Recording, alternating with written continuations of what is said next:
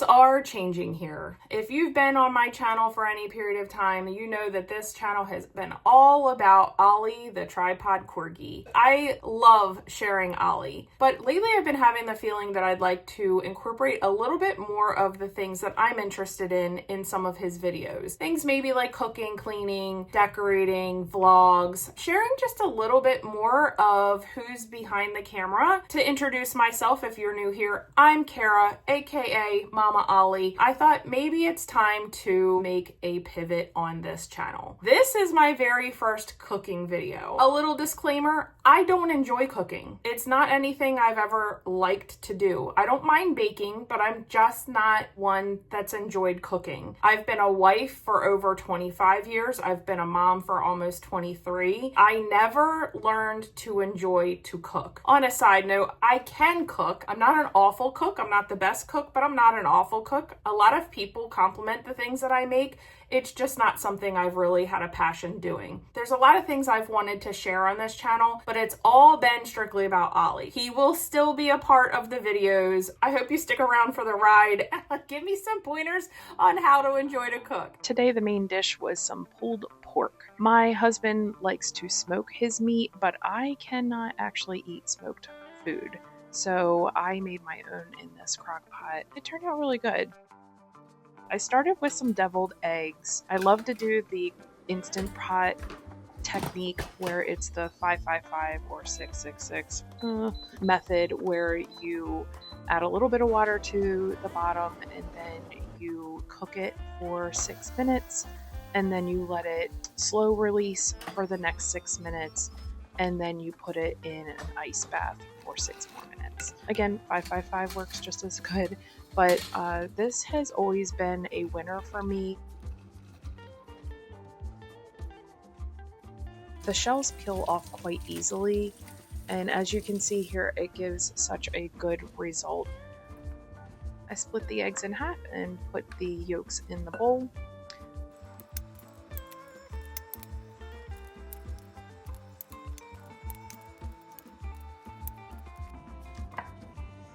I added some mayonnaise and a little bit of this sweet relish because I like the tanginess to it. A little bit of salt, a little bit of pepper. I try to be careful because I have easily oversalted the mixture, and so I try to be careful not to oversalt. And if it seems a little dry, I add a little bit more mayonnaise to it. I have added mustard before, and that works well too. Went ahead and put this in a Ziploc bag so that it made piping a little bit easier.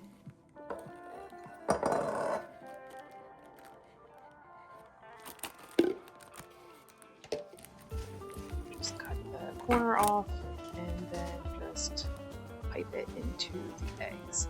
Every single one of the eggs turned out really well. I just had one that kind of like got a little wonky when I was peeling it, and you can see there that it like kind of split, but I don't mind that because that's usually the one that I take right off the top and taste test.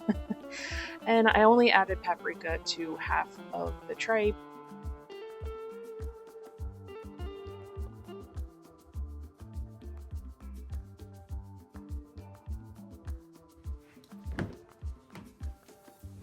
My husband needed to pick up some wood chips from his smoker, so we went over to this local hardware store that's an Ace called Cameron's, and they have a lot of these sauces and spices, and my husband just loves to go there and browse and pick out new ones each time.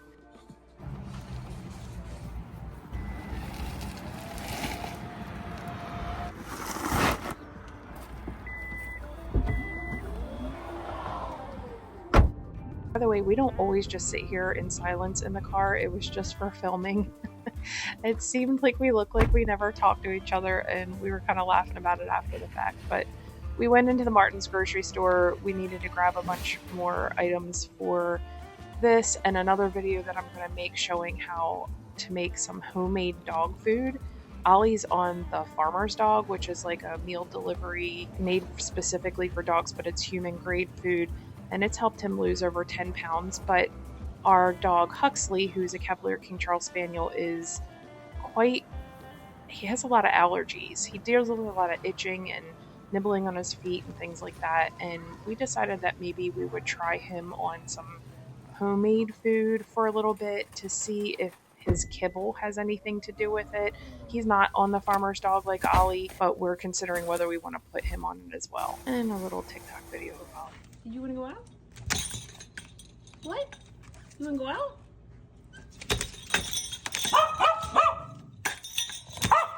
You trying to go outside?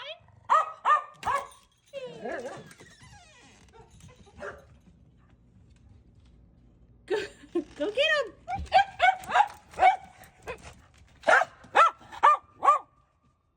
Go get him.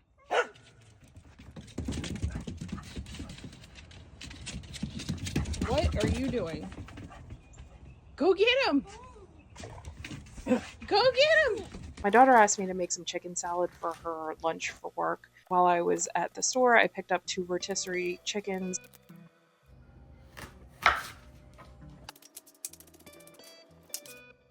I like to add red onion, mayonnaise, salt and pepper, and then these almonds and dried cranberries mix.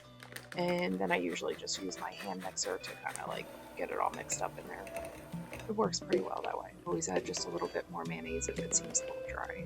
It tends to dry out after it sits and it's refrigerated, so I try to add a little bit extra. Almost looks like tuna fish. Of course, have to get it a little dry and see how it tastes. And it turned out really good. Prepping for the baked potatoes, and I think I need to see if I can find some sort of scrubber brush or something, but I usually just use this like veggie spray and wash them with my hands. My pulled pork was done in the crock pot, so my husband went ahead and just kind of got it all shredded up for me, and then we put it back in the crock pot.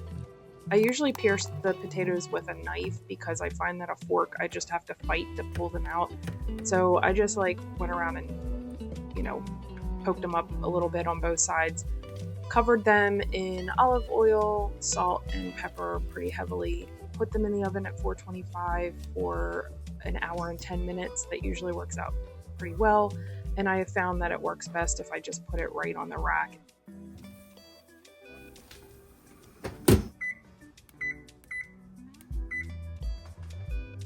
I ordered these Brussels sprouts from my Walmart grocery pickup, and they were quite small. They're pretty petite.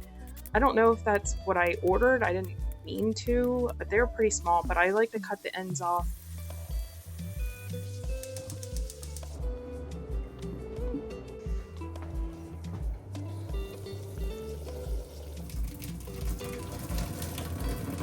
I added some salt, pepper, onion powder, and garlic powder, and after the fact we realized I overly salted them, so next time I'll pay attention to not put that much salt on them.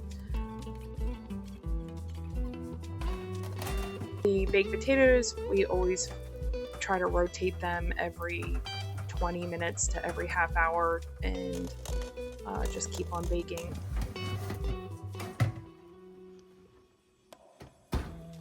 Went out to check on my husband with the smoker with his pulled pork, and it's looking pretty darn good. He's quite impressive when it comes to smoking on that smoker. And he's usually making briskets. That's his favorite thing to do on the smoker, but we decided to do pulled pork for a change. And here's our little outdoor cat. Her name's Little P. She is almost 10 years old. So his pulled pork was done, so he brought it in and he puts on like a double layer of gloves so that he can just start shredding, and it just fell apart. Now again, I can't eat smoked food, so he was telling me how great it was. Clearly it was like just falling apart. If there was a bone in it, it would have fallen off the bone. It was just quite good, and he's been eating the leftovers for the last few days, and he keeps saying this is the best pork I've ever made, and he didn't even add any sauce to it. So we're almost 70 minutes in at this point, and the potatoes are quite done. And yes, these Brussels sprouts are a little bit burnt, but that's how my daughter and I like them. We like the little dried pieces, like the flakes that come off that are crunchy. So I always purposely kind of over bake them. We have our whole spread ready. On Wednesdays, my daughter's boyfriend comes over and we try to make sure that we eat a family dinner together. My daughter and my youngest son still live at home. My oldest son is usually at work on Wednesdays, but we're trying to make sure that we make a point to get together every Wednesday for a family dinner. Yes. And then it looks salty. There. I forgot the deviled eggs. Yeah, I forgot the deviled eggs. They were in the fridge. We had pulled pork, baked potato, Brussels sprouts, deviled egg, and my son asked me to make some baked beans so he could top his when he got home. And the dinner turned out quite well. And here's our Ollie bear. And there's Hussinton. His name's Huxley. And Ollie Bear's wondering why he hasn't gotten any food.